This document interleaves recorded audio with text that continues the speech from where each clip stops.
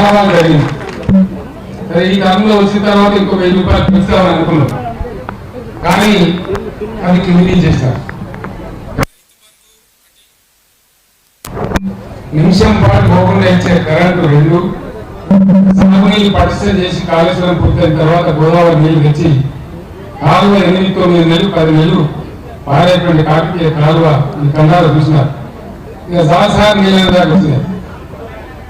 అక్కడక్కడ భయంకరంగా తుంగ ముసిపోయింది చాలా దగ్గర.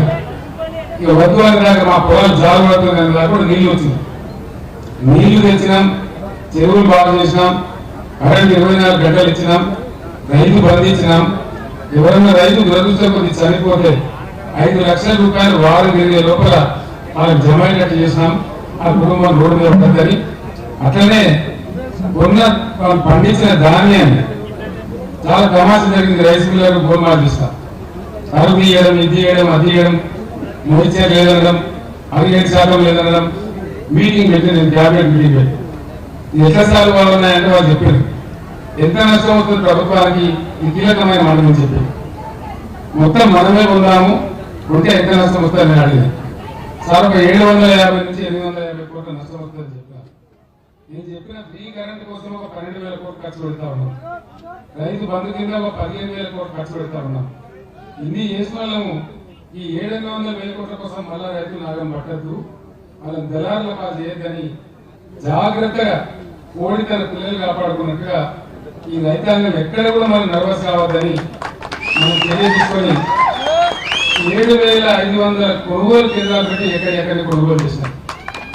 ఆ కొన్న డబ్బులు కూడా మళ్ళా మధ్య దళాలు లేడు, షిఫ్టీలు లేవు, స్లేట్లు లేదు, బీట్లు లేదు, ఏం లేదు, నేరుగా బ్యాంకులో పుస్తకం చేశాను. దీంట్లో ఏమైంది ఫలితం ఎందుకు చెప్తున్నా ఈ కథంతా మీకు తెలియదు కాదు.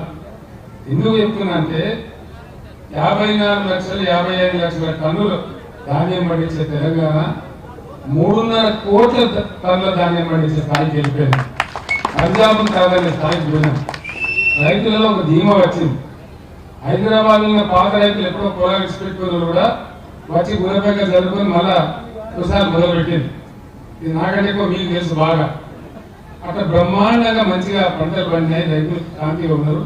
చాలా బాగా ఒక ధైర్యం వస్తా ఉంది రైతులలో, ఒక విశ్వాసం.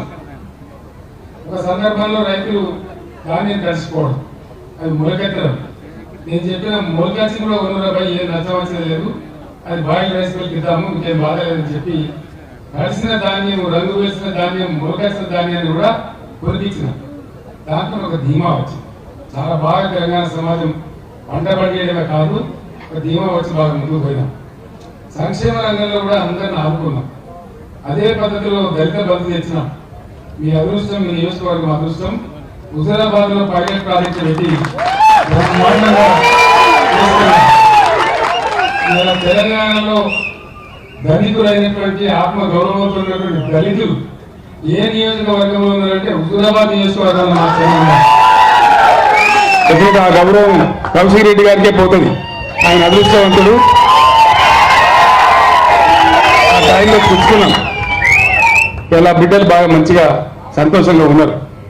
100కి ఎవడో ఒకరు చెడిపోవచ్చు, కానీ 99% కుటుంబాలు ఆత్మ గౌరవంతో వాళ్ళకి తోచిన పని చేసుకొని బ్రహ్మాండంగా తలెత్తుకొని ఇలా బతికేటువంటి పరిస్థితి వచ్చింది.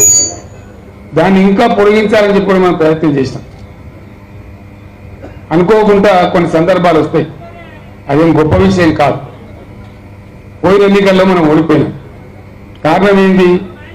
సింపుల్ మాట, చాలా సింపుల్ అని ఏం లేదు. బ్రహ్మరాశి మనోళ్ళకి జర అలవాటు కదా, జర మంచిగా కాగానే ఉబ్బుడు, జరంతా ఇటమిటం కాగానే సగ్గుడు, ఇదంతా మనకు అలవాటు. మన తెలంగాణ మనం ఇవన్నీ ఏమైపోయింది, నీళ్ళు ఏమైంది, మంచిగా మిషన్ భగీరథ నీళ్ళు వచ్చినాయి, ప్రతి ఇంట్లో నల్ల వచ్చింది, 24 గంటల కరెంట్ వచ్చింది, రైతు బంధు వస్తూనే ఉండే, ఆడిపోతుంది, ఇవన్నీ అయిపోయినాయి.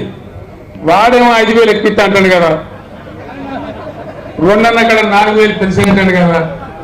ఆయన అత్యాశం మంచిగా ఉన్నది కదా అని మనం అనుకుంటే, మంచిగా ఉన్నదానికి చెప్తాం అనుకుంటే వాడు ఇంక్రెంట్ ఎక్కువ కట్టే కదా అంటే చేస్తాం. సరే, మీ హుజూరాబాద్ టైగర్ కౌశిక్ రెడ్డి అంటూ గెలిచారు. దీవించి గెలిపించింది. నేను ఇవాళ చెప్తున్నా, కౌశిక్ రెడ్డి మొదలు నా దగ్గరకు వచ్చి పార్టీలో చేరినాడు. నేను చెప్పిన, కౌశిక్ రెడ్డి నువ్వు యువకుడు, నా కొడుకంత వయసుంది నీకు, నీలాంటి వాళ్ళు మంత్రులు కావాలి, కేంద్ర మంత్రులు కావాలి, భవిష్యత్తు మంచి భవిష్యత్తు ఉంటుంది. నువ్వు ఇవాళ బై ఎలక్షన్కే ఆరాటపడకని చెప్తే ఆయన ఊకున్నాడు, నా మాట మన్నించి.